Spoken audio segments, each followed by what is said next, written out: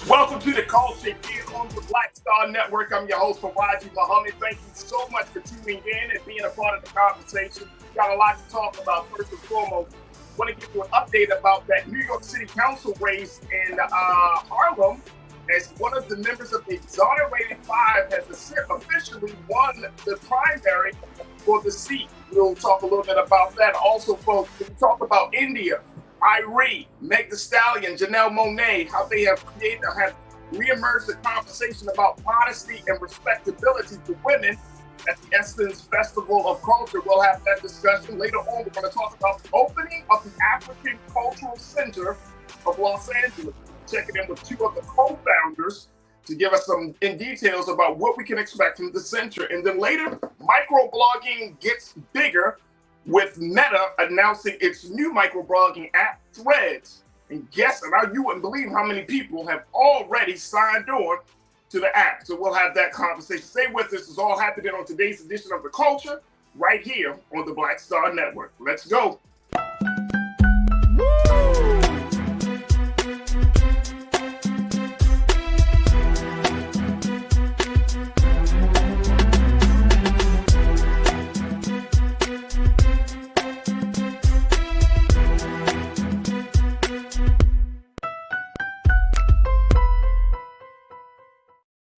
All right, folks, welcome to the Culture here on the Black Star Network. I'm your host, Farajii. Thank you so much for tuning in and being a part of the conversation. We are live today, of course, checking in from the great city of Los Angeles. Folks, I got a lot to talk about. Let me just break it down for you as we kick it off today. Let's go to the other side of the country, out of New York City, where one of the members of the Exonerated Five, formerly known as the Central Park Five, Yusef Salaam, has officially won the New York City Council primary. Take a look here, folks. I want to share with you the details. And that's our brother, Yusef Salaam. Big shout out to him. He has decided to campaign to represent Central Harlem on the city council. And according to the Associated Press, on election night, they refrained from calling the race, but additional votes released yesterday showed him to be the clear winner. Here's what brother Yusef Salaam had to say about his election night victory. Take a look at this. He said, "Many doubted us along the way." Looking at the second paragraph here. "Many doubted us along the way, but this was a campaign based on change." This is what he said after the Associated Press called the race. They said the voters overwhelmingly agreed with our vision for a better, stronger, and more tolerant community. We are going to have a new Harlem renaissance, according to his statement. Now, his outsider campaign, as it's been dubbed, prevailed over two political veterans, New York Assembly member Inez Dickens, 73 years old, and Al Taylor, 65 years old. This would be Yusef Salaam's first bid for public office. Democratic Socialist Kristen Richardson Jordan, the incumbent council member, dropped out of the race in May, but she remained on the ballot. Now, Salaam, he fell slightly below 50% of the vote in Wednesday's update, triggering the release of preliminary ranked choice voting results that showed him as the clear winner. The city's Board of Elections was still tabulating late arriving mail ballots that could potentially push him back above the 50% threshold for an election night victory. Big shout out to brother Yusef Salaam. Folks, I want y'all to check in, crew. Let me know what you think of this victory with Yusef Salaam, there, one of the members of the Exonerated Five, and how he has now decided to take all that he has learned about the experience of going through being, not only as he has, and this is a very powerful story, because this is a brother, the rigors of what we've been seeing with this criminal justice system. Here's a man, and this is something that the reports have put it out there. They call it an improbable feat for a political novice who was wrongly accused, convicted, and imprisoned as a teenager for the rape and beating of a white jogger in Central Park. Of course, he was not responsible for that horrific incident, but he felt the consequences of that. And now he is in the big seat. Most likely he's going to win the general election to be the councilman for Central Harlem in New York City. And this is a man who has a story to tell. Folks, I want y'all to join this crew. Let me know what's your take on this as we look at the changes of power, not just in New York, but across the country. And I've always said this, folks. I've always said this, that in order for us to really talking about having some real change, you need people who are from the ground level to be a part of it, to be a part of this movement we've been talking about, this growth, this change, this trend, however you want to frame it. But you need people who understand it, who have gone through it. And it's always interesting to me that we tend to like vote for people who are outside of the system, who have never been incarcerated, who have never been, who have never gone through the system, who have never gone through the adoption process and all of these. We pick people, unfortunately, that are outside of the problem, expecting them to know what to do about the problem. But the old saying is, folks, y'all know what it is, that those closest to the problem are those who are most likely to know the solution, who have the solution to that problem. And so that's the case that I think that kind of speaks to this moment here for brother Yusef Salaam. Here's a man who knew what the problem was from everything. He grew up in New York City. He understands the ins and outs. Unfortunately, he was victimized by the city, by the system. And as a result of that, that put him on a path. For years, he had tried to clear his name along with the name of his brothers that were involved in that case. And then finally, over these past few years, he's been able to rise above it. I mean, it is truly a story, a great story, a triumph for a man to go through all of that, starting from his teenage years, and then to be able to rise to the position to get into the seat. And not only is it a triumph for him personally, beautiful pictures of brother Yusef Salaam, but this is also a triumph for the people of New York, the folks of Central Harlem, and for that councilmatic district, for them to have enough faith in him to say, you know what, he's worth a try. We should give him a chance. Because who knows what type of councilman he will become. He may be one of the greatest councilmen that Central Harlem has ever got. He may be the greatest councilman that New York City has ever got. So we can't, diminish, or we can't downplay the fact that he has gone through all of these things, but he understands it firsthand knowledge, folks. He got firsthand knowledge of how the system, at least on the criminal justice side, goes. All right, let me go to you very quickly, crew, before we take our next pause. Pauline, you said, yes, we do, Farajii. Need people from the ground. Pauline Hurt, my sister, checking in as always. Pauline, you are absolutely right. We got to stop looking for people outside of the system to give us insight. Look, man, that might be just the change. Pauline, that might just be the change we need, right? You start to, if an ex-felon, quote unquote, an ex-felon decides to run for office, he's changed his life, she's changed his life, why not give him a chance? Because they know. They know what the system can do. And so again, this is a huge boost, and it's a big win. This is a big win from those who feel disenfranchised to those who have felt marginalized, those who can see a redemption story, a comeback story. This is a huge win. So big shout out, man. We want to give a big culture shout out. Hey, King, let's play some hand claps or something. Let's give a big culture shout out to our brother Yusef Salaam. There we go. There we go. A little snappy. There we go. Big shout out to brother Yusef Salaam, man. And I hope and pray that the people, that his leadership reflects the leadership that we need, that the people really respect him and they continue to push him and hold him accountable. And I hope he holds himself accountable as well. Karen, my sister, checking in from LA myself. LA too, you said Brother Salaam will be able to identify with victims, survivors, and those in the struggle. He will provide excellent legislation based on all of his experiences. That's absolutely right. And look, Some of us might say, well, it's just a city council seat. That's where the change happens.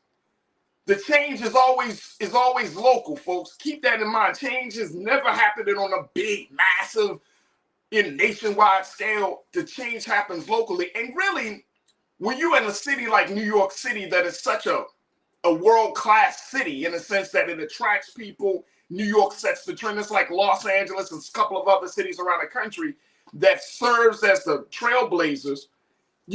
What you do in New York will manifest itself all around the country, will be seen and will be felt around the country. So if he is doing his due diligence by the people of Central Harlem, if he does the work that they want him to do, and he does that work really, really well, then guess what? He's going to be an inspiration for those who have gone through the rigors of the criminal justice system, able to come out, change their lives for the better, and represent the people at a much higher level. So big shout out again to brother Yusef Salaam. Congratulations on that big win last night. All right, folks, we got to take a quick pause. When we come forward, I want to have a conversation, talk a little bit more about the culture. Let's talk about the big conversation about modesty, respectability, what we've seen at Essence Fest when India.Arie, an artist of 25 plus years, an artist who had put out fantastic music, she kind of was very critical of the last night of the Essence Festival of Culture's big headliner, Meg Thee Stallion, as Meg put her show on display along with women. And India.Arie had a few things to say about that situation. We'll be checking in with our sister Dee Griffin, who is a journalist out of Augusta, Georgia, to talk to us a little bit about what we saw and what we are hearing about modesty, decorum, and respectability for women. So stay with us. The conversation continues with you, with Dee. And as we get back and take another quick pause, stay with us, folks. You're tuned into The Culture right here on the Black Star Network.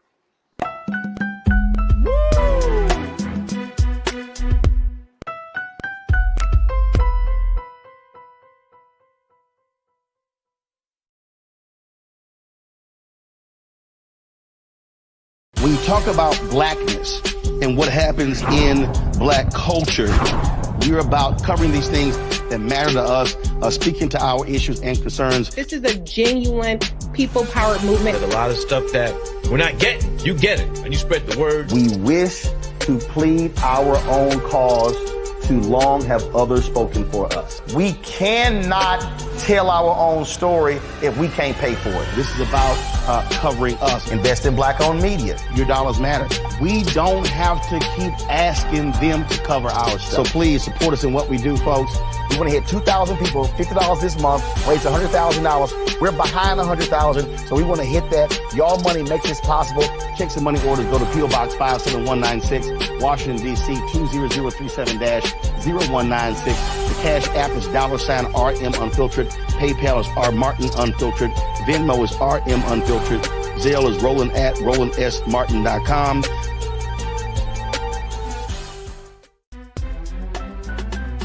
I'm Farajii Muhammad, live from LA.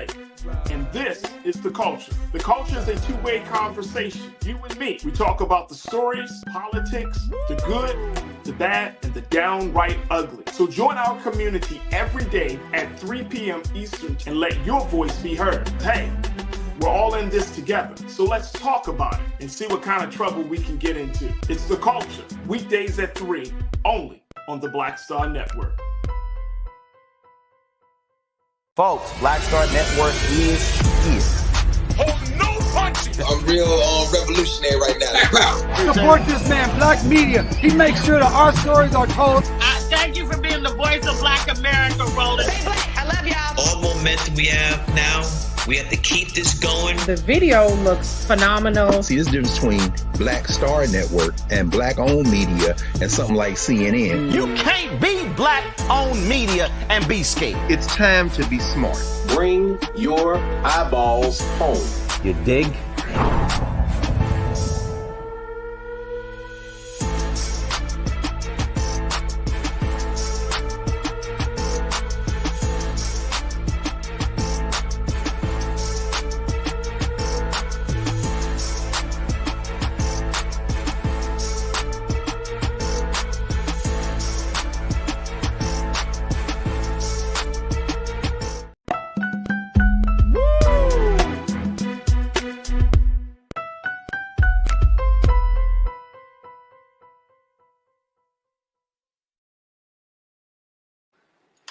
folks, welcome back to the show.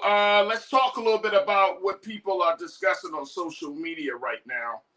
It's kind of hard to get away from this conversation I've been seeing brewing all across like various social media platforms, on Twitter, on the blogs. So everybody knows that Essence had their Festival of Culture this past weekend. It ended on, it was like a 4-day celebration of blackness, black excellence. But there were some moments there that that some people questioned as we were talking about what is the culture of black folks. And folks, let me just put this out there very succinctly, that when we're talking about black culture, I think we should be very clear as to what that really means. And even if we don't always know, that we should have some understanding about the conversation, even around the conversation of black excellence. I put it out there today just before the show started. Just because you're rich and famous don't mean you're excellent. Can we at least say that? Can we say that? Just because you're rich and famous doesn't mean that you're excellent.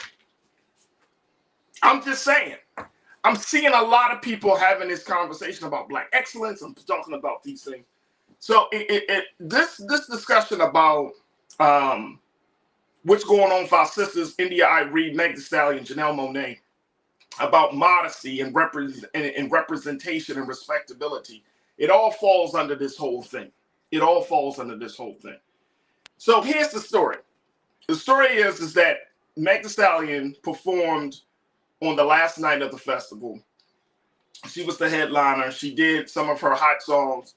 Everybody knows Meg Thee Stallion is like the founder of Hot Girl Summer, right? Everybody knows that. But as part of her set, she had asked about 20 women from the audience to jump up on stage and twerk. As part of the performance. Hey, come on, girls. Get up on stage and twerk. So India.Arie, of course, being there, everybody is seeing this. This is all over the place. This is a major event. Has a few words about this demonstration. Not necessarily about Meg Thee Stallion as a person, but about this demonstration of seeing black women on stage twerking at a festival that is supposed to be celebrating our culture and our essence and excellence. So here's what India.Arie had to say. And Keenan, if we could let's pull up that screenshot of what India said. Because she said, the issue is, what is context? Humanity does everything. But does everything belong in a stage? No. Is everything for kids? No. Is everything for everybody? No. So when we as a culture make something like this mainstream, it shows a lack of discretion and discernment. To those in the comments who laugh at anyone who want these things for our culture, you certainly have that right. Just as many folks have the right to want our mainstream international export, our music, to show us in a respectful light.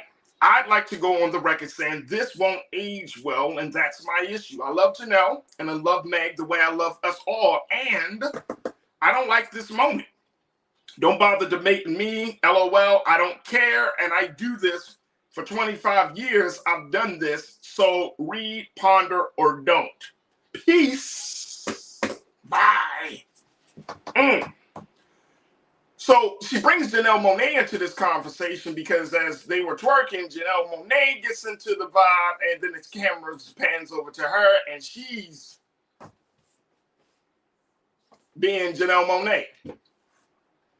And so India.Arie had a problem with the fact that this is what we now call black culture. This is what we define as black excellence. And I want to get your take on this, crew. What do you think about this whole situation? Is India.Arie going a little bit too far?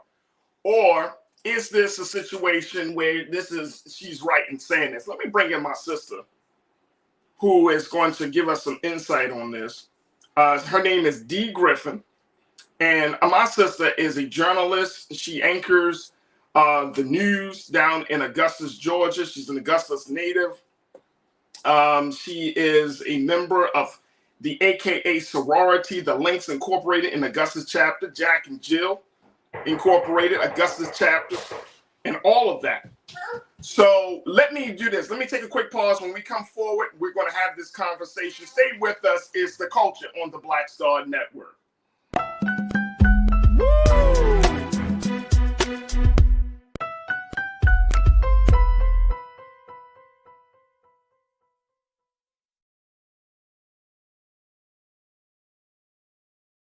Black Star Network is here. Oh, no punch! I'm real revolutionary right now. Thank you for being the voice of Black America. All momentum we have now, we have to keep this going. The video looks phenomenal. See, this difference between Black Star Network and black-owned media and something like CNN. You can't be black-owned media and be scared. It's time to be smart. Bring your eyeballs home. You dig?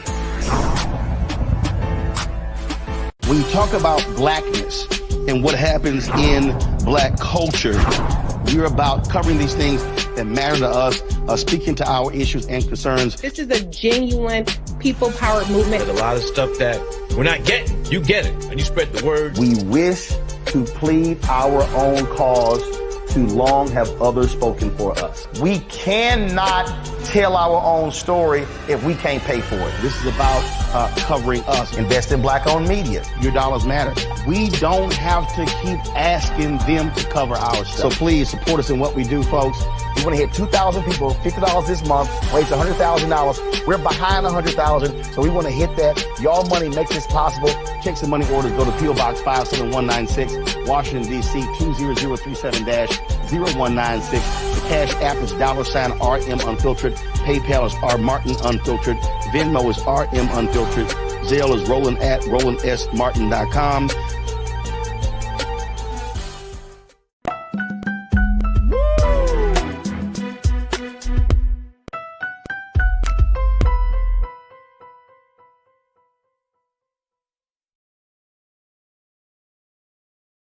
All right, folks, welcome back to the show. Okay, we wanted to have a conversation about modesty and respectability at the Essence Festival of Culture. As India.Arie, as some just it's not words about Meg Thee Stallion as a person, but she just doesn't like the demonstration that we saw at the last day of the Essence Fest, where women were twerking on stage as part of a celebration of culture, excellence, and blackness. So India.Arie put out an Instagram post saying that she was not happy about this. That this is not what she was expecting at a place like Essence Festival. Let me just say this though, that if we want to have those type of conversations, I mean, we can't just look at just the artist. We got to look at the space as well. Essence is a culture, is a space where it's a celebration of a lot of different parts of the culture. It's a space where we celebrate a lot of different popular elements of the culture. So that might also play into why we saw that level of demonstration with Meg Thee Stallion and her set in this contest. So in this comment from India.Arie, I want to bring in my sister Dee Griffin. Dee Griffin is a journalist. She's an anchor down in Augusta, Georgia. And she saw all that happened, and she got some things she want to share about this whole situation. And I couldn't have this conversation by myself as a man. Dee, I know that as a man, good to see you again, sis. How you feeling? I'm good. Good to see you again. Thank you for inviting me to be a part of this conversation. Yeah, absolutely. Look, I can't have this conversation by myself. I can't even have it as, you know what I'm saying? I had to have a black woman because, you know, man, I understand. Like, I could be all Mr. Pro-feminine. No, Farajii, you're a black man. Right. You have no right. I don't want everybody to come after me, so I'm not going to put it that strongly of no right, but it's I'm glad. Thank you. I appreciate that. But Dee, talk to me. What is this conversation? I mean, India didn't say that Meg was a terrible artist. She just didn't like this level of this demonstration.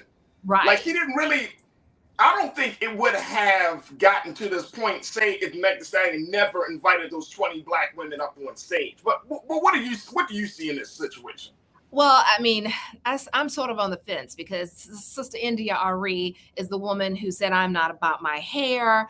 She talked about individuality and being proud of yourself and doing your own thing per se. However, Megan Thee Stallion became famous off of this. This is how she, you know,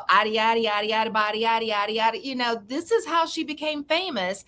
And she's showing the liberation of women, the freedom to do what you want, and to be proud of your own voice, your body, to be proud of who you are. So it's a weird dichotomy there because, you know, I'm sort of on the fence like, girl, that's a lot of shaking going on. And if I had some good knees, I might have been up there myself. You know, years of running marathons and stuff, you know, my knees are not that good, but you know, some good knees, I might try to get up there and body yada myself. I was shocked when Janelle Monae pulled up her bra. Right, showing her breasts. Now, we give a pass or we give courtesy to Janelle Monae, but when my girl Janet, when that happened to her years ago, Janet was crucified. Crucified. And I'm like, Janet's like my best friend in my head. I love me some Janet. We girls, we go way back Penny, you know? And so I just hate that, you know, Janet was crucified over this, but other women can do it. And I'm not taking anything away from Janelle Monae. She's a gorgeous woman. You know, she lifted her shirt and I was shocked to see the video. I was like, whoa. But this is expression. This is what we're living with now. You know, women are free to do what they want with their bodies. You know, Black Twitter went in on Keke Palmer's boyfriend. Yeah, see, we want to see. I knew you were going to bring that up, D. I knew that, right? And I'm gonna have that conversation tomorrow. Actually, I was like, all right, that's too much. That's getting too much, right? We ain't got enough time to. We ain't got enough time because old boy was home watching the baby, and he was he was in his feelings because she's out here showing her butt cheeks, and he's at home cleaning up poop. You know, so he had a problem with it. But the thing is, I mean, this is how these women became famous. So why now must we pull them back and rein them in? Megan has shown her twerking abilities since day one. She has shown them thick thighs since day one. And I'm here because I'm thick thighed too. So I'm with it. But we can't all of a sudden say, sis, we're proud of you, your music, you're liberating, you're doing this and that. But hey, we got to stop you. You can't go this far with it. You know, we've got to understand that this is how they came. You know, this is how they've always been. And Janelle Monae has always expressed her freedom of expression. So why are we so shocked now? So I always wanted to know, though, D, because I've heard women say that this is a form of empowerment. But is it really a form of empowerment?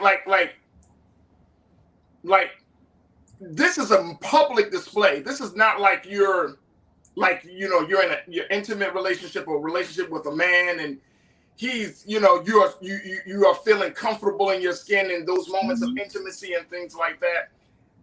Like I'm trying to understand what is the empowerment? Is the empowerment that you accept your body, and can that be done in a way where you don't feel like it becomes this other thing, right? Because when empowerment is an internal process, it's not just an external process. But I think it's like in our culture, that's always been a part of the. If you look at the 50 years of hip hop, unfortunately, Black women have been put in that space of being sexy and always been, their body is first, their mind is second or third. You know what I mean? Mm-hmm. So what's the empowerment part? I'm asking that seriously and from a humble space. Like, what is the empowerment part? Especially if, like you said, this is always what you do. You came on the scene twerking. Right. Well, here's the thing. Is it empowerment in the industry or empowerment in the world? Because artists can say this is empowerment because I can do this as an artist. But when we get into everyday life and little old me who works, a regular job, is that empowerment or is it just expression? There's a difference. There becomes the difference between empowerment and just expression. I want to be a baddie and I want to dress like this. Whereas it's empowerment in the entertainment industry because women are now able to express themselves on a different level and be accepted. Whereas Janet Jackson couldn't do that 20 years ago, but now women are empowered to do that in entertainment. Now, for everyday person, it's just about expression. I don't think it's empowerment, it's expression. So when does it cross a line of like, when does it fall into the category of being a part of the male gaze? When does it fall in the category of like it comes from empowerment to now you're actually playing into the hands of men who run an industry who want to keep Black women naked? There's a fine line there too. Fine line. There's a fine line because and then we go into the next question. The men who want to keep women naked so that they can make money, right? Do they want their women to be naked? At home, it's okay, but when they walk out of the house, their women are not walking around ass out. You know what I mean? Right. So there's a fine line there. What do we? The men think it's okay because the other women are doing it, but when their woman or their daughter does it, then all bets off. Okay, so that leads me to my next question. Then I know we gotta take a quick pause, but the next question is, if this is empowerment, do you teach this to your daughters? No. I mean, if the daughters learn it on their own, then that's a different thing, I'm sure. But also that brings in, at what age does it become not acceptable? Are we speaking like the old aunties because we say it's against the rules or it's shameful or we need to put some clothes on? Versus the 20-something, 30-something year old women who are free to show whatever they want. You know what I mean? Right. Look, I got to take a quick pause. When we come forward, Dee is going to be with us for a few more moments. And crew, I want to get your take on this. So many of you are checking in to share your thoughts about this whole conversation about modesty, respectability, and what it means to be an empowered woman, based on this big conversation between India.Arie, Meg Thee Stallion, and Janelle Monae, who just loves to lift up her shirt. And let's have a conversation about the culture. Is this good for the culture? You know you liked it. You know what? Actually, and I mean, with all due respect, I love all three of the sisters. Mm-hmm. It's getting old though. We're getting old, or it's getting old. Well, let me just say that I'm getting old, okay. But I think that this is getting old. I think this is more of a manufactured sense of empowerment about the culture. If you're talking about empowerment, then you don't play into the hands of a people or into the hands of an idea or into the hands of an expression that really diminishes you over time. And I think I would go with India.Arie that this doesn't age well. Like if you want people it doesn't age well. It doesn't age well. Yeah. You know what I'm saying? Like if you want to be empowering, it should last the test of time, right? And you're always going to be trying to do the next best thing to get the more attention from the last time, more than you're always climbing to do what next? Open our legs and just let everybody. And see, that's the thing. Like, so now you gotta up one. You gotta go up the next level. And it's like, oh, okay. So instead of the sheer, let's pull out just a thong and let's perform in the thong. But I mean, again, we started off. Meg Thee Stallion became famous because of twerking, and because you could do that. So at what point do we say, up sis, you can't do that anymore? I mean, we got to, we have to be careful here because we put her on this platform and we gave her this exposure. That's true. And at what point do we say, break, nope, can't go this far, That's true. That's the problem, is that, how can we set someone forward and elevate them and say they're wonderful, they're beautiful, what they're doing is great, it's freeing, but only at this level. You got to stop here. You can't take it to the next level. Absolutely. Let me take a quick pause. More with D. Griffin and you folks. Stay with us. It's The Culture here on the Black Star Network.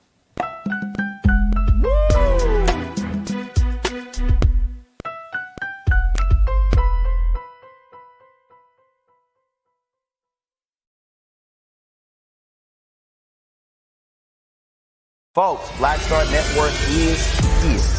Hold no punches. I'm real revolutionary right now. Support this man, Black Media. He makes sure that our stories are told. Thank you for being the voice of Black America, Roland. I love y'all. All momentum we have now, we have to keep this going. The video looks phenomenal. See, this difference between Black Star Network and black-owned media and something like CNN. You can't be black-owned media and be scared. It's time to be smart. Bring your eyeballs home. You dig?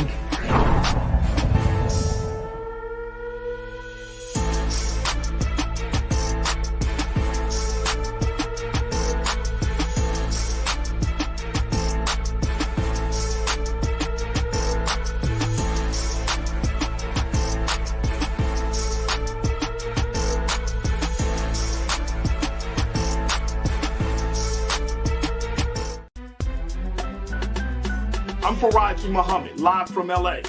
And this is The Culture. The Culture is a two-way conversation. You and me. We talk about the stories, politics, the good, the bad, and the downright ugly. So join our community every day at 3 p.m. Eastern and let your voice be heard. Hey, we're all in this together. So let's talk about it and see what kind of trouble we can get into. It's The Culture, weekdays at 3, only on the Black Star Network. When you talk about blackness and what happens in black culture, we're about covering these things that matter to us, speaking to our issues and concerns. This is a genuine people-powered movement. There's a lot of stuff that we're not getting. You get it, and you spread the word. We wish to plead our own cause. Too long have others spoken for us. We cannot tell our own story if we can't pay for it. This is about covering us. Invest in black-owned media. Your dollars matter. We don't have to keep asking them to cover our stuff. So please support us in what we do, folks. We want to hit 2,000 people, $50 this month, raise $100,000. We're behind 100,000, so we want to hit that. Y'all money makes this possible. Check some money orders. Go to P.O. Box 57196, Washington, D.C. 20037-0196. The Cash App is $RM Unfiltered. PayPal is R Martin Unfiltered. Venmo is RM Unfiltered. Zelle is Roland at RolandSMartin.com.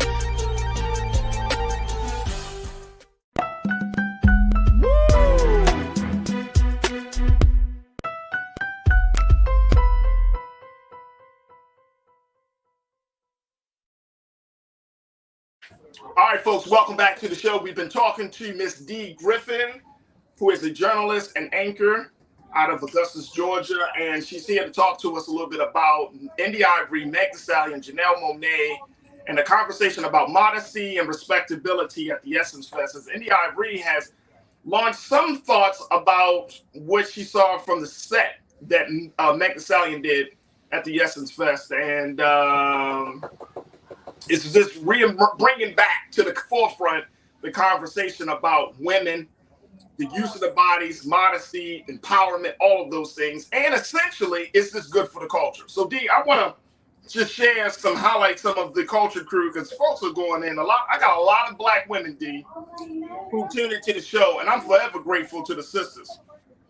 Because y'all stay with a brother, man. Y'all will ride with us till the wheels fall off. So big shout out to all of the ladies of the culture crew. All right, Pauline, you said I agree with India, talking about that this needs to be examined, and we need to ask the question, is this really good for the culture? So we'll have, and I agree with you on that one, Pauline. I think that it's okay if we bring up certain things. It is okay. Let me go back to hear what you got to say. You are not a victim. You said that has been the culture for a while now amongst the young people and some of the old. Yeah. So you're talking about the generational gap there. You're not a victim, which I think is true, right? It becomes this generational thing where twerking is more acceptable now than it has been, like you mentioned, D, 20 years ago. You know what I'm saying? You wouldn't see Janet Jackson doing that. But times have changed.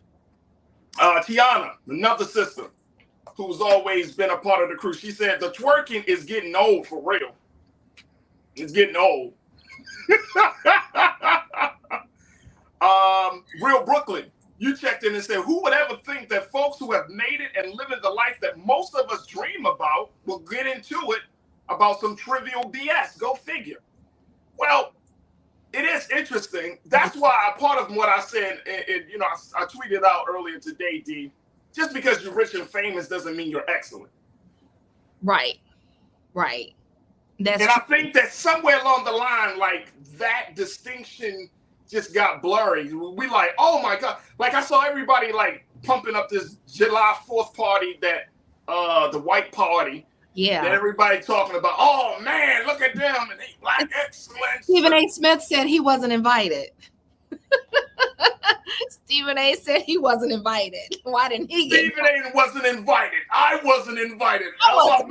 All these people. And this is like, that doesn't make you a good human being. Mm-hmm. Just to be in those spaces or whatever, right? You know what I'm saying? Like, it's this expectation is getting so unreal that it takes away from the humanity. And I think that's a part of it, right? Like, when we're talking about the woman's body has been commercialized and commodified in such a way that it's hard to distinguish what is empowerment versus what is a tool. And what's too far. Because what's too far? Right, we want the empowerment, but what's too far? And who is the gatekeeper to tell us what is too far? That's the big question: is who gets to determine what is too far and what's good and what's not? That's where we really need to figure out. Because the question becomes: it's okay for an entertainer to get on stage and do it, but when our daughters get to get up there and twerk, then it's a problem, or the wife or the girlfriend is up there, or the mom, because I don't want to see my mom twerking. No, thank you. No, thank you. And my son, I have a 12-year-old son, and if I even think about even trying, I mean, me coming out of the house with one shoulder, he's looking like, where are you going? Who's going to be there? What are you doing? And so, God forbid I get up and try to, twerk in front of a bunch of people. But the gatekeepers, who's in charge to say what's right or what's wrong? That's a big question. And how do we stop it? If it's such a problem, has the horse left the gate? Who's going to stop it? But here's the thing. Janelle, my sister, you checked in, you said, stop policing women. As long as men can tell us who we are or call us out of our names, we're supposed to shush and be modest about who black men empower us to be. Miss me with the patriarchy. Well, that's why I didn't want to have this conversation about myself, because I don't want to come across as being policing women. But I still see it as a problem when other women call out other women. We get mad at each other. I see sisters getting mad at sisters. Mm-hmm. This was the conversation started because a woman was saying that there's a problem with what took place at Essence Fest on stage. So it wasn't a man calling it out. It started with India.Arie calling it out, and she's a woman. So it's not about men in this point, but I get you. I totally understand men don't have a right to call us out.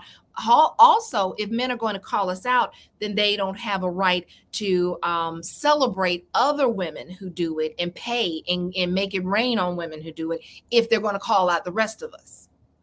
So what is something that we can take from this, D, as we look at this? Because this is an ongoing conversation. I think there was a lot of people really got disrespectful to India.Arie and was saying, oh, she's old. You need to. I saw one tweet. Somebody said, "Oh, you need to go back to chanting and saying saying." I mean, they just went in on the system. Well, I'm like, damn. And again, they're putting her in a box, just like just like everyone. Everybody's been put in a box, and we're going to tell you when we're comfortable with what you're doing and what you're saying. It's all not fair. None of it's fair. None of it's fair. So is there a way that we can hear each other in this conversation without making each other feel less than or diminishing what we could possibly bring to the culture? Is there a way to do that? I think so. And India.Arie did that because she said, this is not going to age well. You know, she put her feelings out there, but she also said, I know I'm going to get all the clapbacks. That's the only way to handle it, because there is no right or wrong. There is no right or wrong. And I mean, here's the other thing. People say, well, why didn't Meg do that? But let me ask y'all a question. Why wouldn't Meg? Do you think that Essence didn't know that this may happen? Oh, yeah. I mean, they posted the videos. I love me some Essence. I love Essence Communications. They posted a video. So, I mean, obviously you wanted somebody to see it. I mean, obviously you wanted someone to see it. Yeah, and I think that this will all blow over in another day or two. We will be talking about something else, you know, the Twitter versus Thread fight. You know, it will blow over definitely, but it's a great conversation that must be had, and we will have it again. You know, like I said, you know, Kiki's baby daddy, same thing. How can he tell her what to wear when you knew how she dressed when you all met? You know, when you started dating. So now you want to all of a sudden, you know, patrol what she wears and police what she wears. I mean, good luck, bro. Right, good luck. All I can say is good luck. Right, and Meg came out the gate twerking. That's how we fell in love with her, you know, up there, you know, twerking and showing us how to do it. So why now is there a problem? I think it's just because, you know, I think there is a growing, and I know we got to wrap up, but I know that there's a growing desire for people to see more from Black culture. Like Black culture, and I'm saying this in a very like current moment, Black culture has become this very shiny, glossy, Hollywood, you know what I'm saying? Like when we think of Black culture, we only talk about entertainment and sports. That's it. We don't think about Black doctors and Black engineers. There's such a taint on we don't think about the mind. We think about the body and what the we body. just think about the body, right? Yeah, we think about what you can do with the body, how you can show the body, right? But that becomes the essence of Black culture. But everything that Black people do, if you look at now, if you're a doctor, you gotta be like the Black doctor. You know what I'm saying? Like if you're an engineer, you gotta have this Hollywood glow. Like I'm an engineer. Like these are roles that are behind the scenes, right? You know, make the impact on people's lives. Now with the Hollywood taint of everything that we do, and I'll never forget. And this is no shade on the First Lady because I love the First Lady, but when she was asked the question years ago, who would you be? Who would you love to be if you had a choice to be? This is why she was in office. She said, "I would love to be Beyonce." Oh yeah. Well, also, you got to remember, too, at that time, she was raising 2 young Black teens, you know, so that's who they saw and that's who they glamorized. So, you know, in her house. But their mother is brilliant. Well, brilliance doesn't necessarily see brilliance. She was probably like, look, I got to go get my hair done. I got to go get these girls. I got to, you know, yeah, my husband's the president, but he off being president somewhere. I got to take care of this household. And these children need to get their homework done. And then they got to eat and I got to feed them. And then I got to go do this. And I got to be first lady. This is some real life stuff. So that's what she was probably saying. And she knew Beyonce at the time. And she knew Beyonce was fabulous. And her girls looked up to her because our children don't look up to us. Our children are like, you embarrass me. Oh, you're sickening. You're so annoying. So in her mind, she was probably like, I wish my children would like me, like Beyonce. Beyonce, yeah, that makes sense. Probably the source. That makes sense. That totally makes sense. The whole glamorization of, like you said, Hollywood and TV. I remember the show The Doctors. Here you have all these brilliant minds, but now they're on TV and they're Hollywood. And you no longer have the doctors who are just saving lives anymore. Everybody wants to be on TikTok and everybody wants to be on YouTube and everybody wants to, you know, it's just about being seen now. It's that's the way it is. And if an artist who has been on the scene for twerking gets out at Essence Fest and twerks, that's her craft and that's what she's going to do. And I don't think you expect anything less. She's a brilliant woman. Meg has a degree. She's, smart woman, beautiful woman, but we can't expect less from her. Why dim her light? Because this is what she's been doing. This is what she's known to do. Instead, teach your kids, that's not necessarily what mommy wants you to do. I know it's a weird dichotomy there, but that's what we have to, how we have to view this. It's not fair. I'm going to let you have that last word because I don't want to mess up no train of thought of what you just put out there. I think you're absolutely right, D. I'm going to be quiet. I'm going to just be like, you know what? That's a great analysis. And every generation has had it. You remember when we thought Lil' Kim was out there, but I love Lil' Kim, but my mom was like, Lil who? What is she wearing?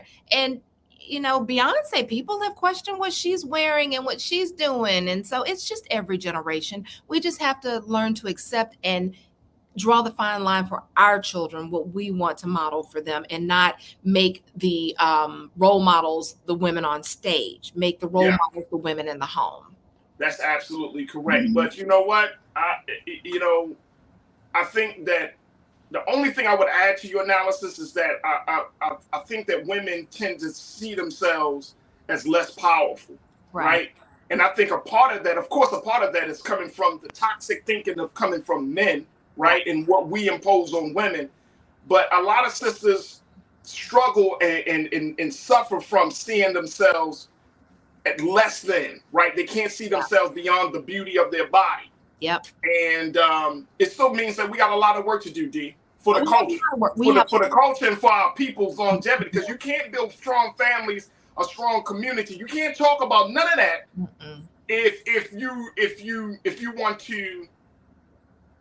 don't see yourself as being a woman of that level of substance. We have to stop allowing the entertainers set the stage and the gauge for us for as far as beauty, what's good, what's right, what's wrong. We have to take that back, and we have to teach our girls ourselves, girls and boys, what is right, what's wrong. Absolutely. And guess what? Teaching them boys. Yes. Because I'm teaching my 10-year-old son. No, sir. No, sir. I have a 12-year-old. Doing my best. I'm a single mom, but I'm blessed to have some strong Black men and just men in general who are, stepping up, and they're trying to help him. And God daddies galore and God daddies rule. It is. That is. My sister D Griffin, always a pleasure to talk to you, D. Thank you so much for your time today. I know you got to jump on your newscast, so keep on the great work that you do. But thank you for being with us. Thank you. I found a closet to come in. I've never come in here before, so next time I'll find a better spot to talk. Yeah, y'all have a great day. Talk to you soon. Bye-bye. All right, folks, we got to take a quick pause. When we come forward, let's continue to talk about the culture. I'm going to be checking in with the co-founders of a major cultural center, the African Cultural Center, that is going to be opening here in Los Angeles. We're going to be checking in with the co-founders in a few moments. So stay with us. That conversation is up next here on The Culture on the Black Star Network.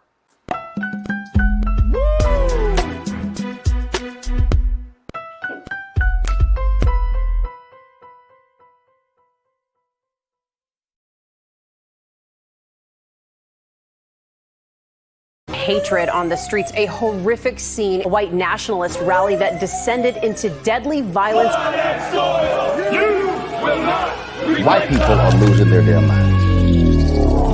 As an angry pro-Trump mob storms the U.S. Capitol, we're about to see the rise of what I call white minority resistance. We have seen white folks in this country who simply cannot tolerate Black folks voting. I think what we're seeing is the inevitable result of violent denial. This is part of American history. Every time that people of color have made progress, whether real or symbolic, there has been what Carol Anderson at Emory University calls white rage as a backlash. This is the rise of the Proud Boys and the Boogaloo Boys. America, there's going to be more of this. Here's all the Proud Boys, guys. This country is getting increasingly racist in its behaviors and its attitudes because of the fear of white people. The fear that they're taking our jobs, they're taking our resources, they're taking our women. This is white fear.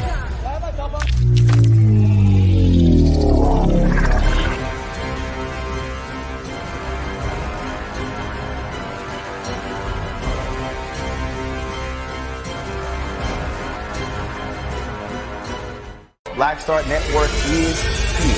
Oh, no punch! I'm real revolutionary right now. Thank you for being the voice of Black America. All momentum we have now, we have to keep this going. The video looks phenomenal. See, there's a difference between Black Star Network and black-owned media and something like CNN. You can't be black-owned media and be scared. It's time to be smart. Bring your eyeballs home. You dig?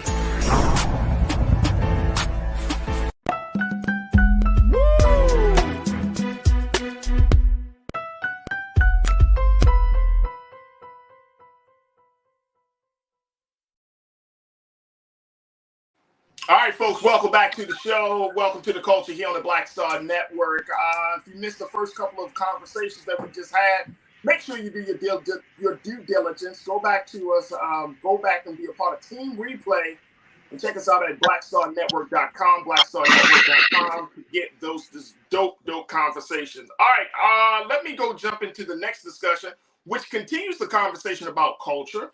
I'm very, very excited to be checking in with these two dynamic folks that, as we talk about the opening of the African Cultural Center of Los Angeles. Yes, folks, it is coming to Los Angeles, and it is a huge center that's going to redefine the conversation about our history, our blackness, and certainly our culture. So I'm happy to have joining us with us today, Brother Walter Mboke and Folshed Sade Balogun. And I'm hoping I'm saying their names correctly.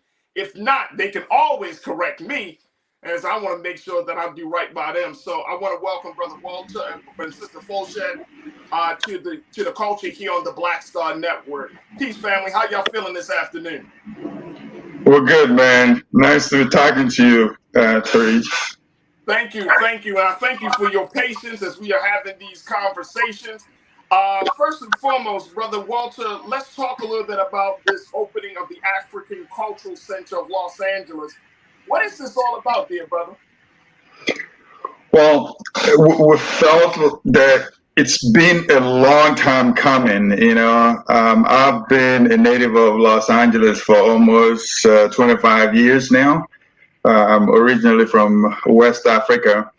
I think, when you talk in our communities, there's a lot of people who always want to associate, Africans from being different from one another, but for us, I think there is not a whole lot of difference between African Americans, Native Americans, Latino Americans, or I think if you remember the song by Bob Marley a few years ago that says, as long as you're a black man, you're African, So we felt there's a need for us to be able to have a center that was going to allow us to be able to define who we are so that we don't allow our community or society to define who we are.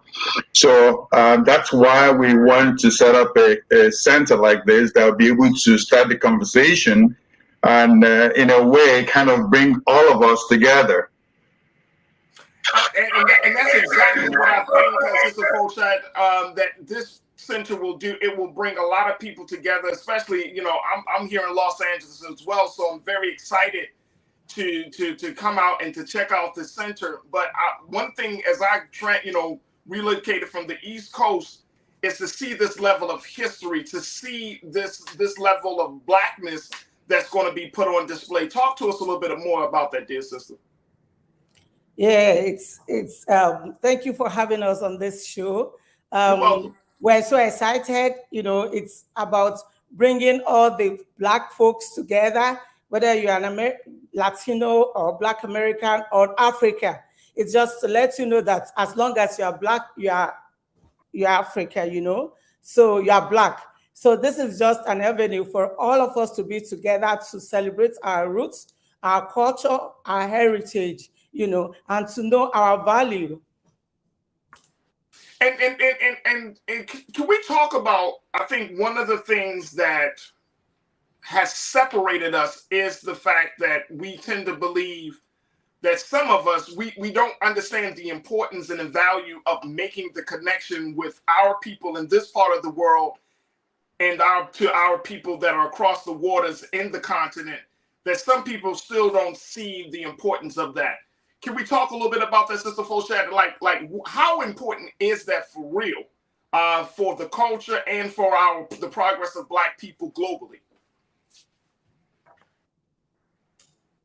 I think for me personally, the information that's been put out there, it's not really information that we have authorized people to put out there. I think people, the media or mainstream media put out this information so that they can discredit a lot of the things that Africans, especially the ones in diaspora, have done, even the ones that live here, all the challenges they went through over the years and decades to be where they are. You were talking in your last segment about how, people behave a certain way. They need to start maybe checking themselves before people, or actually media, start checking them. But for me personally, I really believe once you start to celebrate the things that we have done and accomplished and our contributions in our society, once the mainstream media and people begin to see a lot of these things, then they'll begin to respect you for who you are and what you stand for. So I think this center would not only enlighten people who don't know us, but also it will allow us to be able to let each other know that we are all one. We need to be working collectively to be able to uplift our community. Absolutely. Brother Walter and Sister Foshad, I want to take a quick break, but when we come forward, I want us to get some more details about what this center entails, and also give our chance for our culture crew to chime in on the conversation as we're talking about the opening of the African Cultural Center of Los Angeles. Folks, join us in the conversation right now. Post your comments on our YouTube page that's under Roland Martin, and continue to join the conversation as we talk about the importance of this center. Stay tuned. We still got a lot more to cover here on The Culture on the Black Star Network.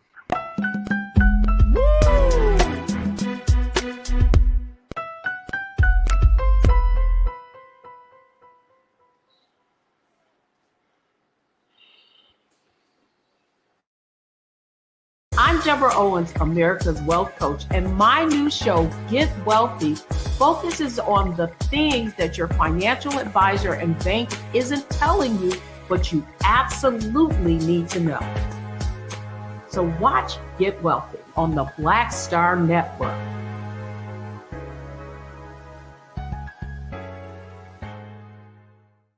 Black Star Network is here. Oh, no punch! A real revolutionary right now.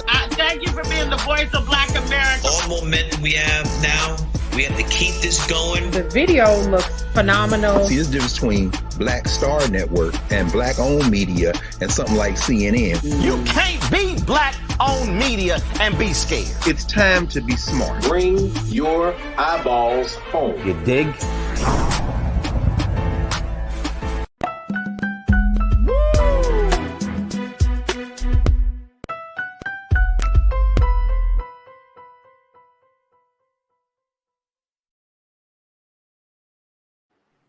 Folks, welcome back to The Culture here on the Black Star Network. I'm your host, Farajii Muhammad. Today, we've been chatting with two co-founders of the newly opened African Cultural Center of Los Angeles.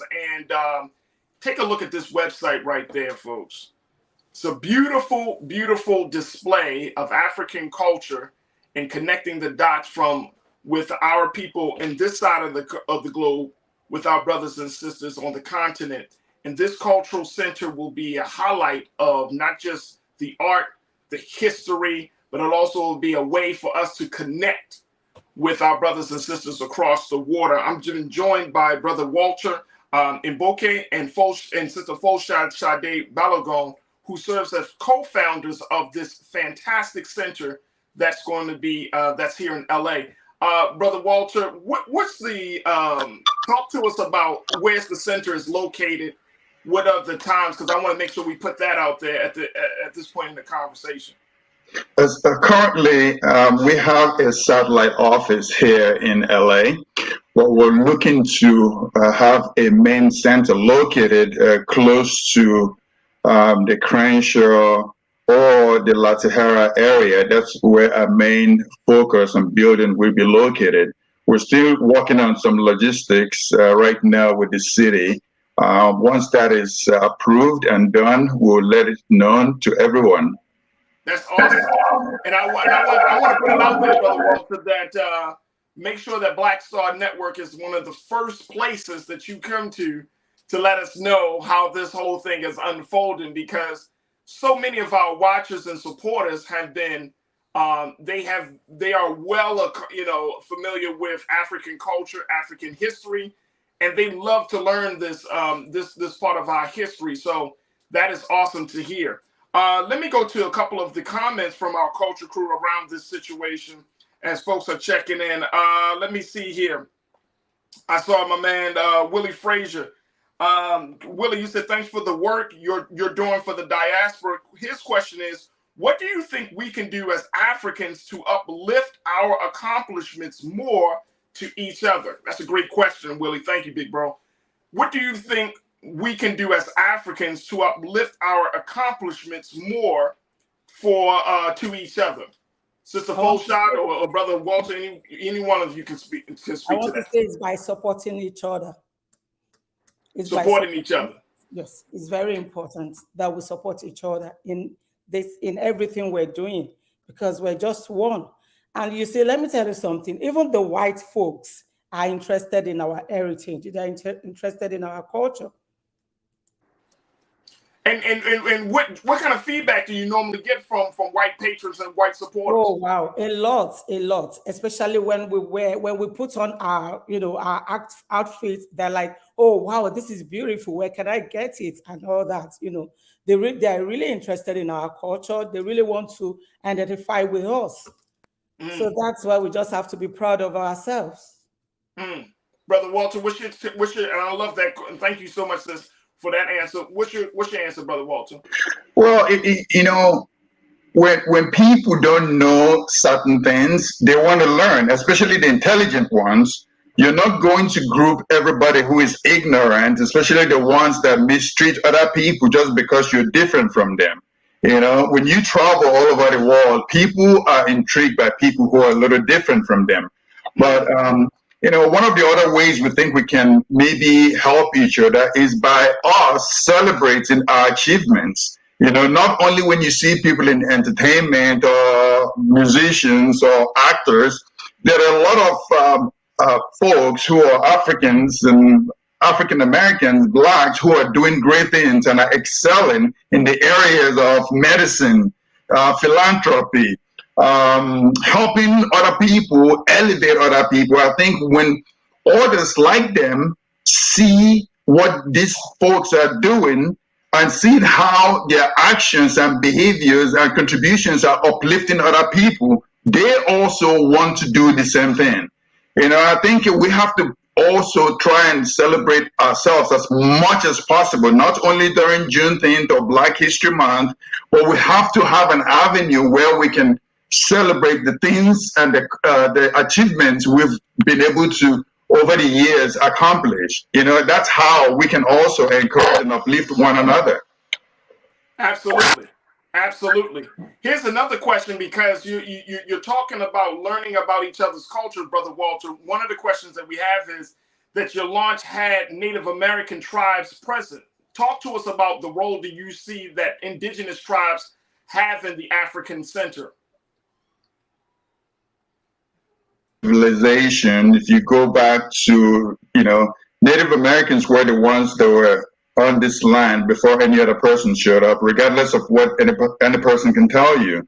So Native Americans, Latino Americans, indigenous people, they're all part of the African, culture. So that's why we wanted to have, this is not exclusive of just African Americans or just Africans in diaspora. We don't want to exclude anybody. We want to be inclusive. That is how we can learn, teach, and enlighten people who don't know anything about our culture and what we believe and what we stand for. Sister Folshad, I want to get your take on that, because you are a recognized leader in both the fashion and advocacy movements in Nigeria. So for you to be here in Los Angeles, opening up such an esteemed center, talk to us about that journey for you personally. Well, I'm going to say that it's very, very interesting because I started by whatever I wear, I make sure that I wear African clothes. And from the airport, a lot of people stop me to ask me, where is it from? A lot. And from there, I knew that a lot of people are interested in our heritage and our culture. Like Walter said, it's all about we celebrating ourselves, because if we don't celebrate ourselves, nobody is going to celebrate us.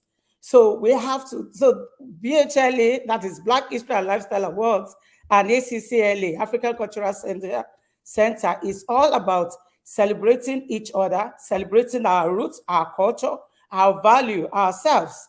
And it's all about our identifying with our people, helping the Black-owned business to, creating a ring network for the Black-owned business, to be together, to exchange ideas, and it's also to help people to look at what we're wearing, like, the Ankara, the India.Arie. If you look at what is in vogue right now, you see a lot of our celebrities wearing all these African wares. Yeah. Even the other day, Beyonce wore something like, if you look at the video that Beyonce did, the dark skin girl or brown skin girl, I'm not too sure.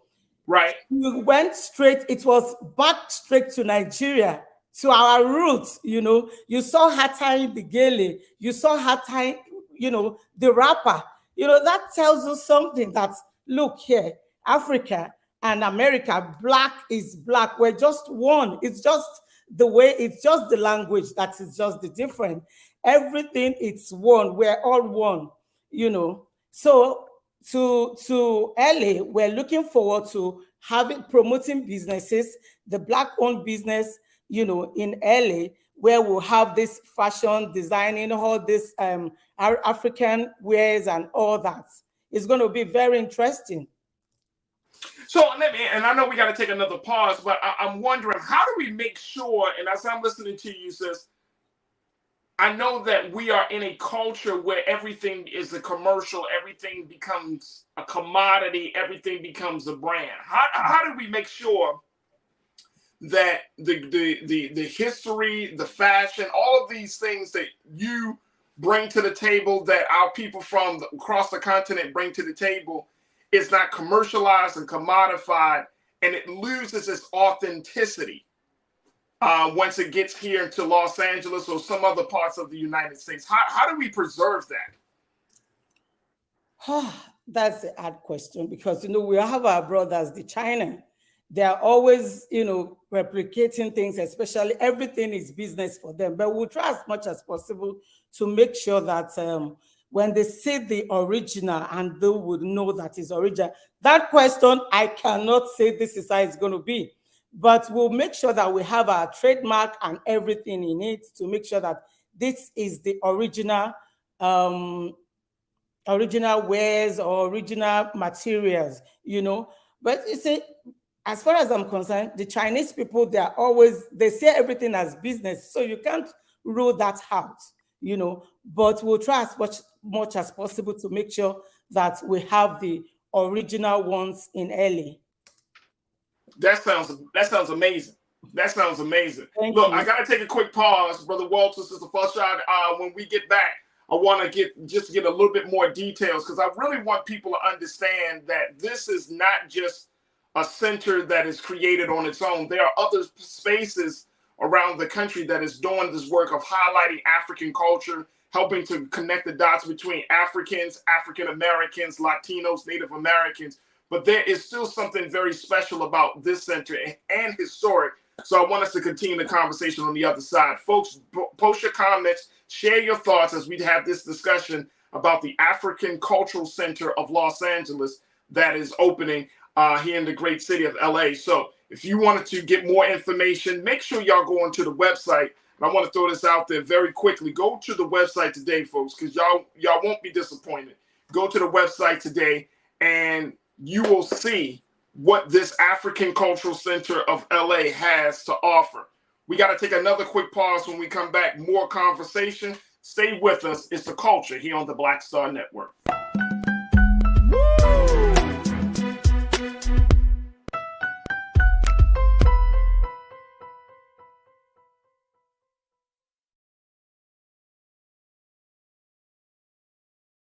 When you talk about blackness and what happens in black culture, we're about covering these things that matter to us, speaking to our issues and concerns. This is a genuine people-powered movement. There's a lot of stuff that we're not getting. You get it, and you spread the word. We wish to plead our own cause. Too long have others spoken for us. We cannot tell our own story if we can't pay for it. This is about covering us. Invest in black-owned media. Your dollars matter. We don't have to keep asking them to cover our stuff. So please support us in what we do, folks. We want to hit 2,000 people, $50 this month, raise $100,000. We're behind 100,000, so we want to hit that. Y'all money makes this possible. Check some money orders. Go to P.O. Box 57196, Washington, D.C. 20037-0196. The Cash App is $RM Unfiltered. PayPal is R Martin Unfiltered. Venmo is RM Unfiltered. Zelle is Roland at RolandSMartin.com.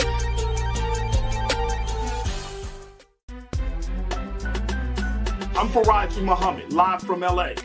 And this is The Culture. The Culture is a two-way conversation. You and me. We talk about the stories, politics, the good, the bad, and the downright ugly. So join our community every day at 3 p.m. Eastern and let your voice be heard. Hey, we're all in this together. So let's talk about it and see what kind of trouble we can get into. It's The Culture. Weekdays at 3, only on the Black Star Network.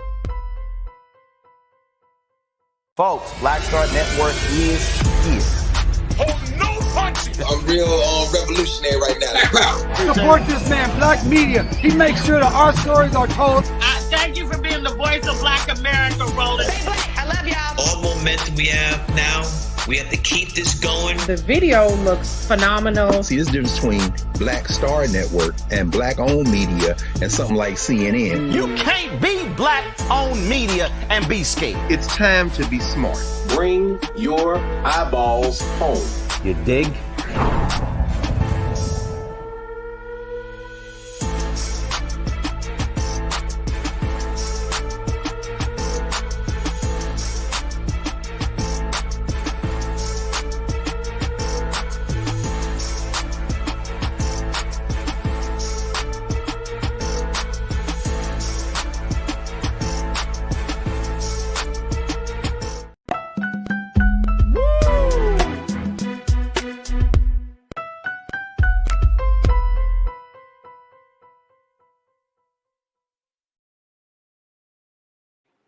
All right, folks, welcome back to The Culture here on the Black Star Network. We've been having a fantastic conversation about the opening of the African Cultural Center of Los Angeles. And I'm talking to two co-founders of the center, Brother Walter Mboke and Sister Fosha Sade Balogun, to talk to us about what this center is all about, what it entails, and more details as we're looking at having a center that really speaks to our history, African history, that speaks to the vast history of the relationship between African, Latinos, and Native Americans.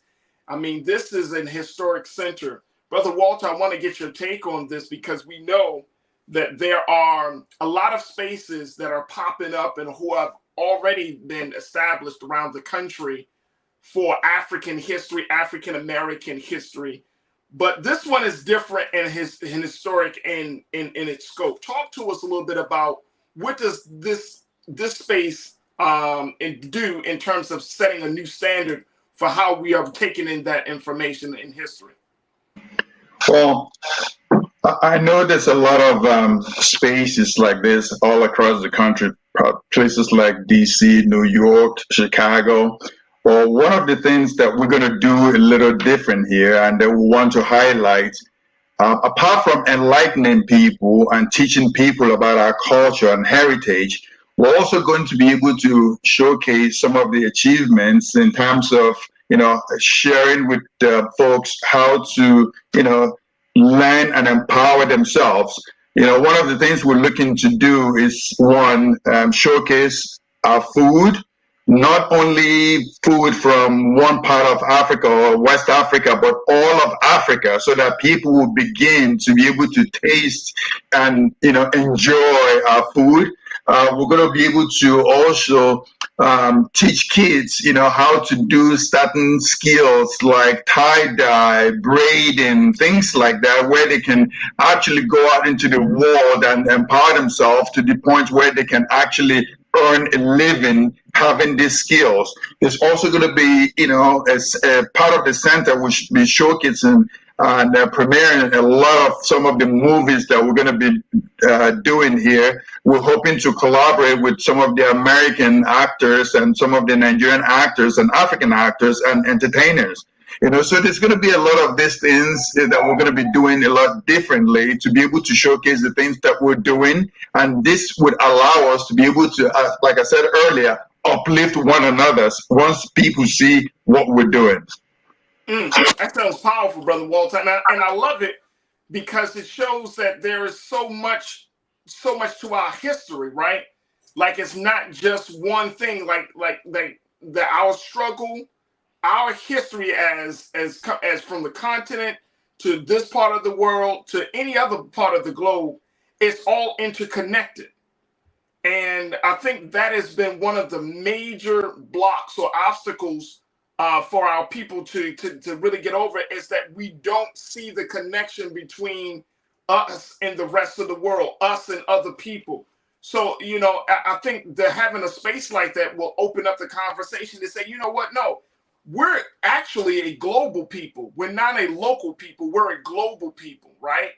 And I think that's important for so many levels, because white supremacy will make you feel like you are some small time.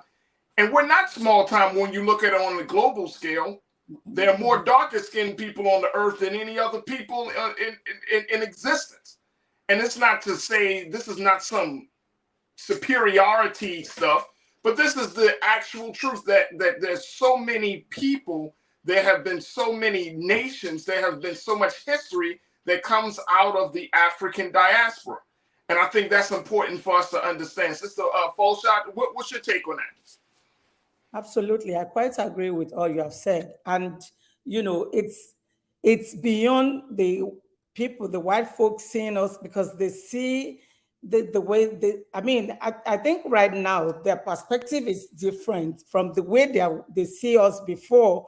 But I still want to say that for the people that still has this slavery and all that, in their head, with this with this African Cultural Center, that it's going to open a lot of their eyes, because they're going to see that behind that Black, there are a lot of things that they can benefit from us, because when they walk in there from the gate to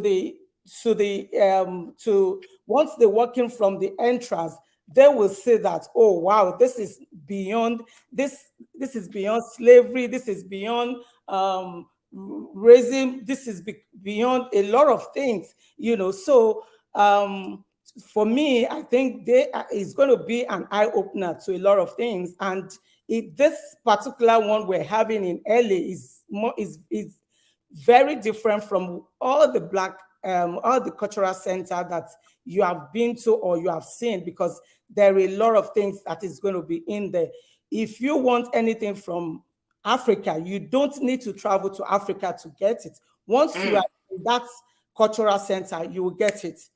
I promise you, we are going to have, it's like having all the African things, all the African artifacts, materials, everything in one place in LA. The food, everything you can think of, everything that identifies Africa, it's going to be in one place. Absolutely, absolutely. Here's a question from one of our culture crew members. They want to know about the language, and to make sure I'm putting this out there. Talking about, this is YT4ME57, YT4ME57, language courses. We need language courses like Swahili. Is that a part of the conversation to have, a program about the language courses, Sister Folshot? I see you shaking your head. Yes. Yes. Talk to us a little bit about that. How do you plan to implement that part of the program? You know, we're going to have people that will come in and teach them. And I think what I forgot to say, we're going to have a library that will have all the African countries' languages in one place. We're going to have you know, if you want to learn about each culture, let's say South Africa, Ethiopian, Ghana, name it, you're going to see it in that library. And we will have some teachers that would be teaching them how to speak. If you have a child that you want that child to learn about where your origin, where you are from, African Cultural Center, LA is the right place. Wow. Real Brooklyn, my language, my culture crew member, Real Brooklyn, he said, great point about language. I really feel like teaching African languages will be a monumental jump to the betterment for the descendants of Africans. I would agree with that as well, Real Brooklyn. Brother Walter, how important is learning that language? You also talked about food. We know that there are over 54 countries in the continent. The food, the language, if you're going to have that representation of language in the libraries, should we expect some level of representation of food as well? Of course. We have to. Like I said earlier, we're not going to exclude any parts of Africa. We're not going to exclude any person that, you know, wants to come and share. You know, part of the whole reason behind this center is one, to teach, to be able to share with people who don't look like us and don't know a whole lot about us.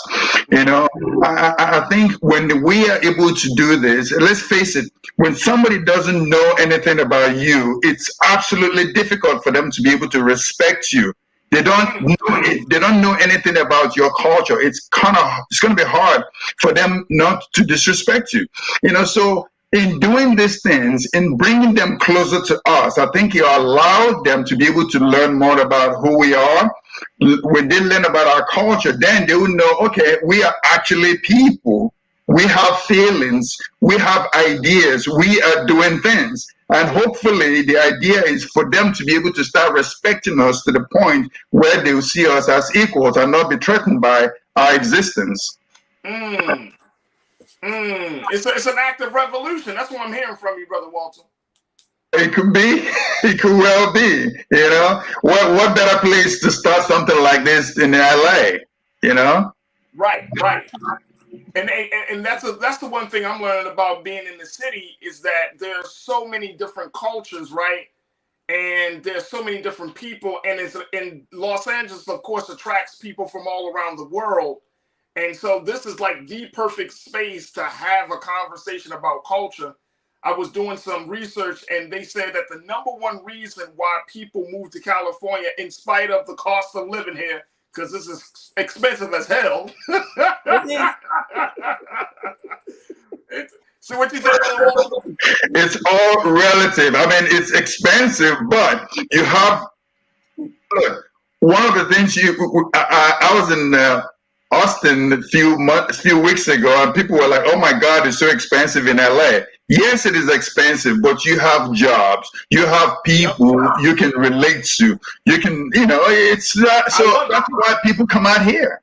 Right, and that's the point I was going to make, Big Brother, was that the number one reason that people move to Los Angeles and to California is because of the diversity. There's so many different groups of people that are in one place that you don't get to see in a lot of other places, maybe like in New York or something else, another world-class city. But there are not a lot of places, like a lot of our cities, especially the places that Black folks reside, we tend to reside around other Black folks that are from the same area, that are from the same cultural spaces, instead of being in a space where we're living next to a Latino, we're across the street from a brother from Cameroon. We go to the store and we get something from the man, a man from Israel or Palestine. You know, you're getting all of these different things. And I think that when we're talking about the big picture of exposing children, especially Black children, to this level of history, this level of cultural culture, it makes a world of difference. Children don't see themselves as being local citizens. They see themselves as global citizens. Go ahead, Brother Walter. What's your take, big brother? I think that's, I started traveling when I was probably 16 years old without my parents and all that, and I got to the States when I was about 17 and a half, and at that time, I'll tell you this, I sit on a lot of boards today because of the goodness of strangers that I met along the way. Not because of these people. And I tell you, a lot of them, I didn't know them from anywhere, and they didn't know me from anywhere. And a lot of these guys were like, not even like me. They were white folks, black folks, Latinos, people I meet in my day-to-day business dealings who are very accommodating. So I think one of the drive to be able to put up start a center like this was the ability for us to be able to reach a lot of people, teach a lot of people, and also make a difference in our communities directly that would impact kids and people who are not even like us. So that's one of the driving forces that's, making it possible for us to do these things. Because, hey, we cannot expect the federal government, state government, or local government to do everything. They can't. It's really up to us to be able to empower ourselves, to be able to look at ourselves and say, okay, what can we do collectively to be able to make a difference?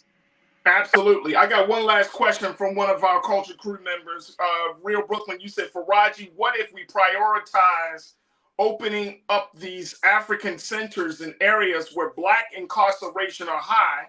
Can this be a thing that will help? What's your take on that, Sister Folshad and Brother Walter? Putting these centers in places where our people are affected, have been incarcerated, imprisoned. How much of a help will this be, do you think? I think it will go a long way. But we want, wherever the center is going to be located, eventually, it's going to be in a close proximity to where our people are, so that they can have access, one, to the programs that the center will provide. I think it would be a great idea to be able to do that.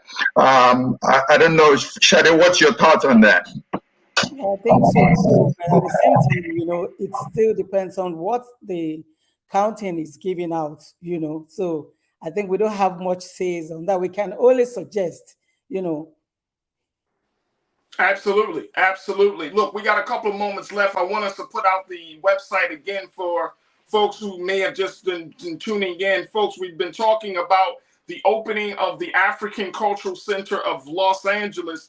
I want y'all to go check out their website at AfricanCulturalCenterLA.com. That's AfricanCulturalCenterLA.com.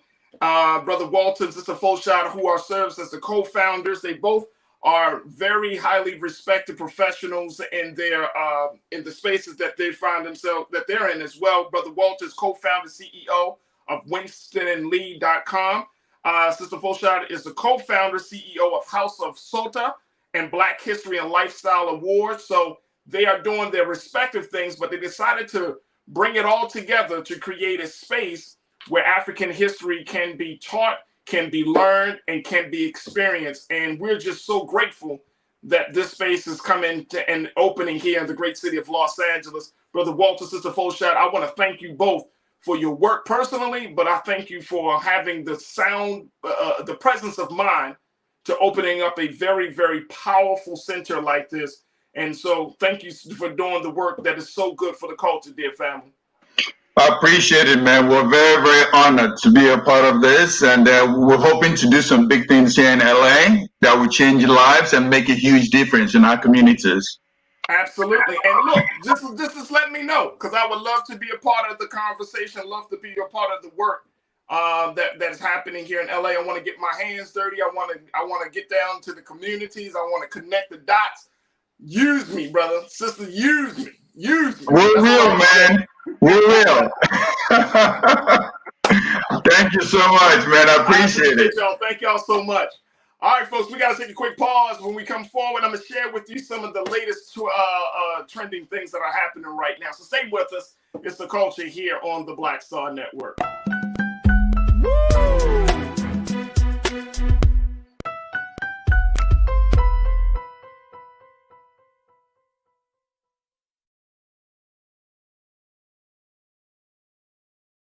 When you talk about blackness and what happens in black culture, we're about covering these things that matter to us, speaking to our issues and concerns. This is a genuine people-powered movement. There's a lot of stuff that we're not getting. You get it, and you spread the word. We wish to plead our own cause.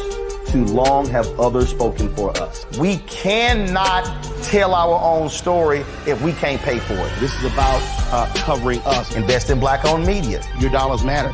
We don't have to keep asking them to cover our stuff. So please support us in what we do, folks. We want to hit 2,000 people, $50 this month, raise $100,000. We're behind 100,000, so we want to hit that. Y'all money makes this possible. Check some money orders. Go to P.O. Box 57196, Washington, D.C. 20037-0196. The Cash App is $RM Unfiltered. PayPal is R Martin Unfiltered. Venmo is RM Unfiltered. Zelle is Roland at RolandSMartin.com.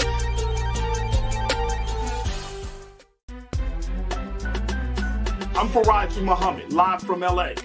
And this is The Culture. The Culture is a two-way conversation. You and me. We talk about the stories, politics, the good, the bad, and the downright ugly. So join our community every day at 3 p.m. Eastern and let your voice be heard. Hey, we're all in this together. So let's talk about it and see what kind of trouble we can get into. It's The Culture. Weekdays at 3, only on the Black Star Network.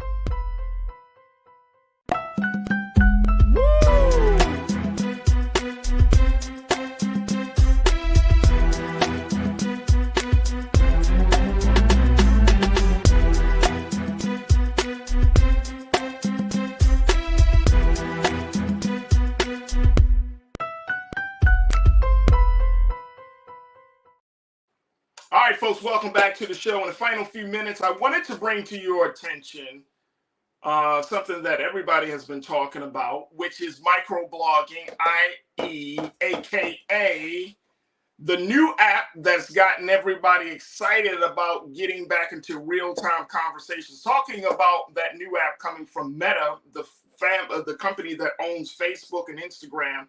They have officially launched a new app called Threads, which is, according to their statement, which is intended to offer a space for real-time conversations online. And this is considered to be a viable rival to Twitter. We all know what happened with Twitter. It came from the hands of Jack Dorsey, who was the founder of Twitter, and his folks, to now getting into the hands of Elon Musk and his folks. And now this new app that is on the scene, Threads, is Mark Zuckerberg's attempt to capture the market, and at the same time to get back into a space where it's trying to create another town hall type of forum online. Well, people said this might be something worth taking a look at, worth investing in. The app, since launching, has already received 30 million signups as of this morning. 30 million signups already. This is according to Meta CEO Mark Zuckerberg. He said this on his verified Threads account. Do you have a Threads account? Any one of you got a Threads account?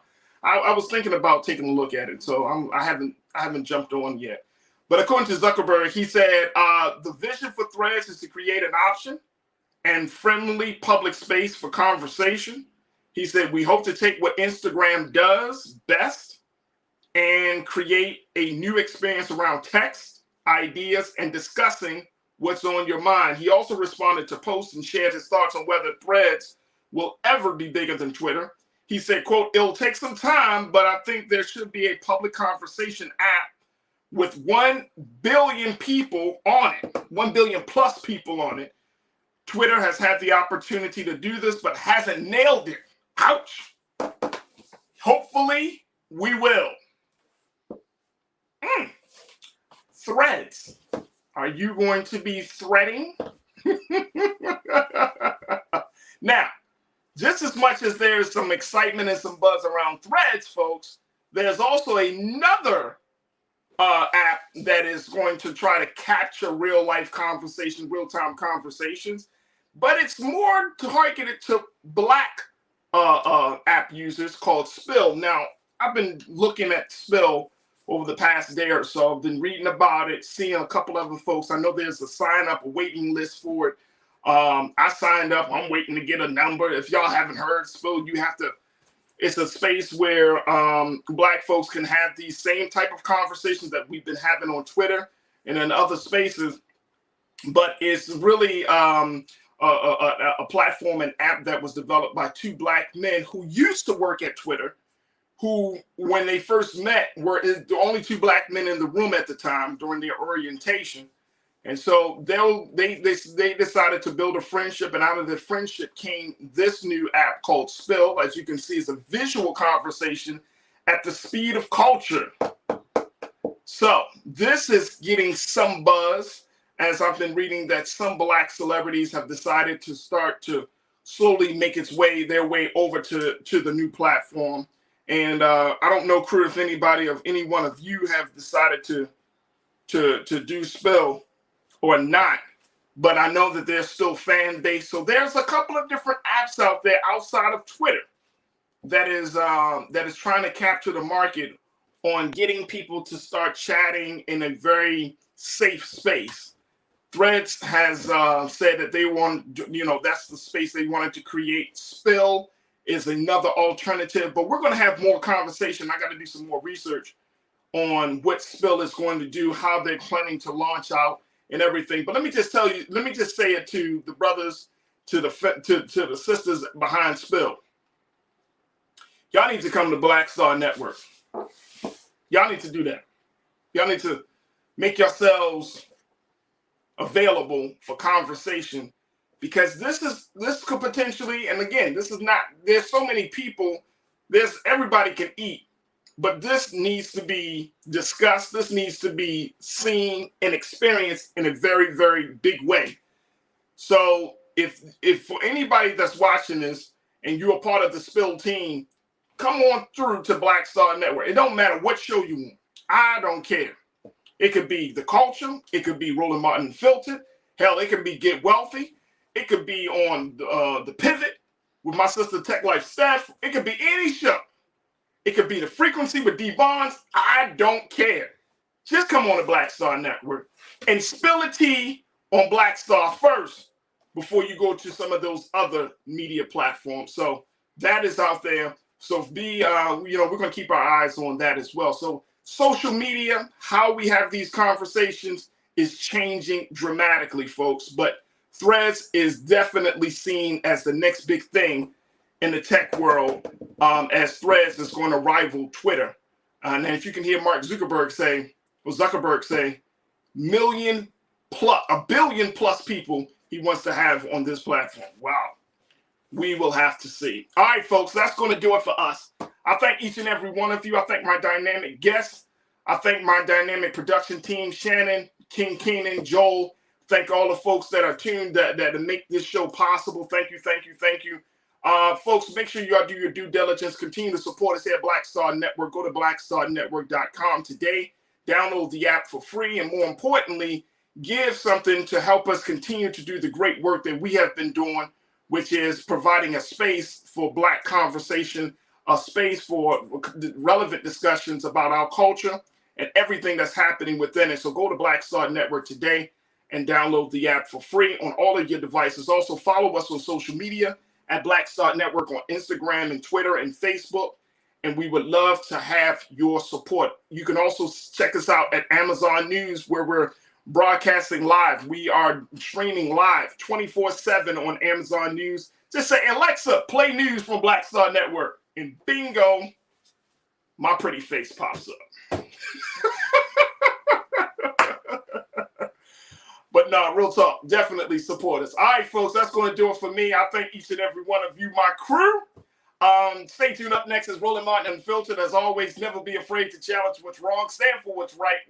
while being yourself in the process. God willing, we will talk tomorrow for another exciting edition of The Culture. Follow me on all social media, and I would love to connect with you as we build the community. Talk to you tomorrow. Until then, stay Black. Continue to do the great work that you're doing, and most importantly, support Black Star Network. Talk to you soon. Peace.